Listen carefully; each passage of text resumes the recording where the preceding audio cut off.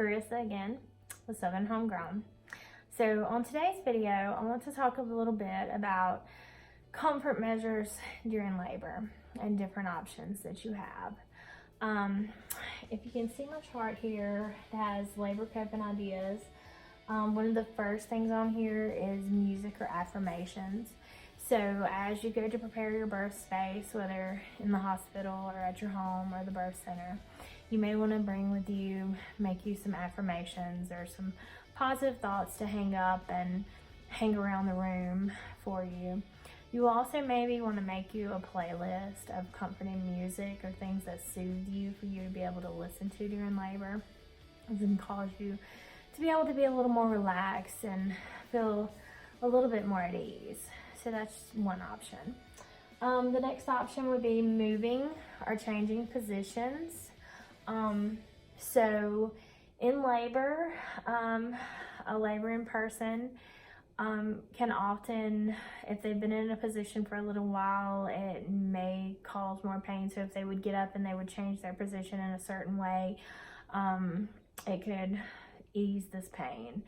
Also, if you're laying on your back, it could also cause poor blood flow to the baby and to the uterus by compressing some of that and causing poor blood flow. So if you are up and you're moving about, and if you're constantly moving, then this keeps good circulation going as well, and oxygenation, and it's just really good for you and baby. Another option would be your focal point. Say, like in the picture here, this lady has a picture of the ultrasound of her baby. So like we talked about with the affirmations on the wall, you may take one of those affirmations if you're sitting in the birth tub as your focal point, or maybe the picture of your baby. This is what I'm working towards. This is what this is about. This is my focal point, and it keeps your mind on that, whether instead of being on the pain. Another here in this picture is calm, supportive environment. Like we talked about in some of the other videos, as far as the dim lighting and not having to fight for the choices and fight for the birth that you want. Being in that supportive environment is really important. Excuse me, sorry. But yeah, being in that calm and supportive environment, that's why, and I know we haven't talked about the support of a doula specifically yet, but you know, it's good to have a doula or someone there that is well educated in birth that can support you through the process and help, you know, ease you along or be that support that you need, as well as, like we said, the environment, you know, calm, soothing environment. And here in this picture, it has deep controlled breathing. This lady here is, you know, controlling her breathing, and she's conscious, you know, kind of that. So you won't, during labor in the middle of the pain, you don't want to really scream out and shrill. You want those low, deep tones, and you want to be able to breathe it in and let out that pain. You know, calm, deep breaths, you know, get centered, and that way you can progress a lot better, a lot more efficiently. You know, whereas if you're screaming and you're shrill and you're not really getting that oxygen in that you need, and the oxygen you need to get to your baby. Whereas if you're taking these deep cleansing breaths when you can, you're getting plenty of oxygen to where it needs to go. As well as, you know, the deep moans, the low voices, like if you need to moan, do like in the low tones, you know, as you go, because this helps more with the process.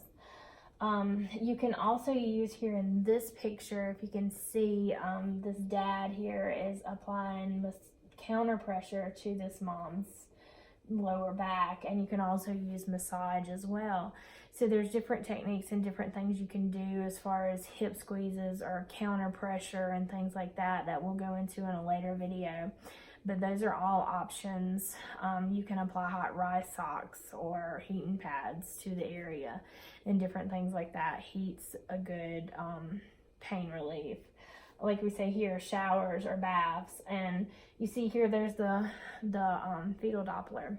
You know, we have probes on the end of those so that when you are in the water, we're still able to keep up with the baby you and take vitals and things like that. So in like a hot shower, just standing in a hot shower with that warm water running over you can be very relaxing.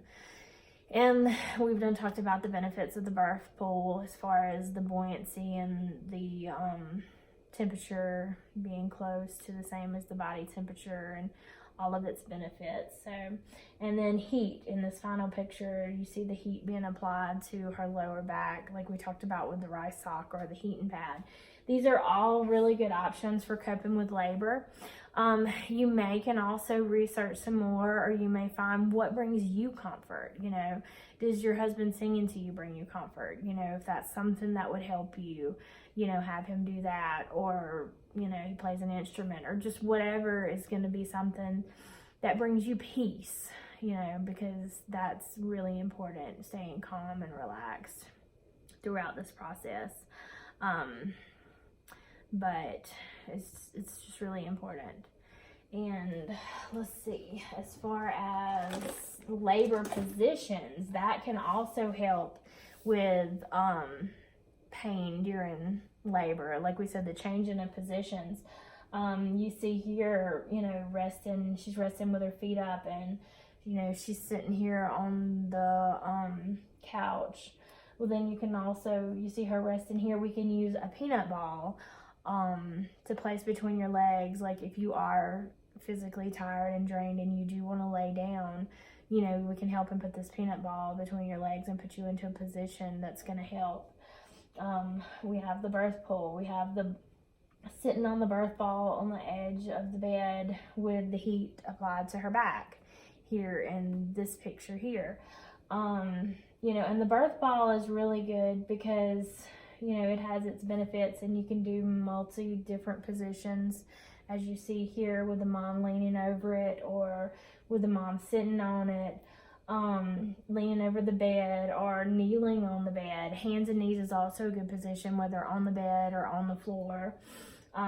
Here with one leg up, like a modified lunge on the chair here, or leaning on your partner, you know, with your arms around their neck and kind of having them support some of your weight, where you can kind of rest for a minute, but you're still in that upward motion. And as far as gravity, like when you're up and moving around, you're letting gravity help bring the baby down. So you're using gravity and your motion and your forward motion to help bring the baby down into the position and out the way it needs to. So you have all these things working for you, whereas if you're just laying down, and which, I mean, understand at some point that may be an option that you have to go with, but when you are laying down, you've got the pressure here and on this tailbone here, the coccyx here, and you're also suppressing that blood flow with those arteries and things, so you're not getting the proper amount of blood flow. But as you're here and then the baby is attempting to try to come out, there's not a whole lot of give, you know, and there's not a whole lot of, you know, I mean, things will still stretch out, but there's not a lot of give. Whereas if you're using gravity and then the baby's head, well, he just kind of almost fell out there too. But see, this little bone here is meant to move up out of the way so that the baby can come through. And so when you're up and you're moving, yeah, see, that baby about fell out. But you have more, like I said, more mobility and more options, and more for your bones and things to be able to stretch the way they're supposed to, and for this to protrude out and this to protrude out, and the baby to fit through.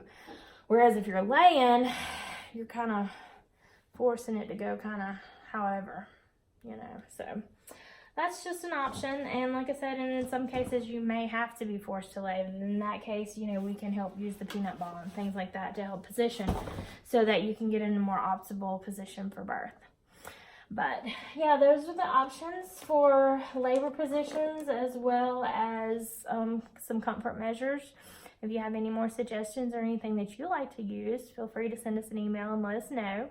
We're always glad to hear about extra comfort measures.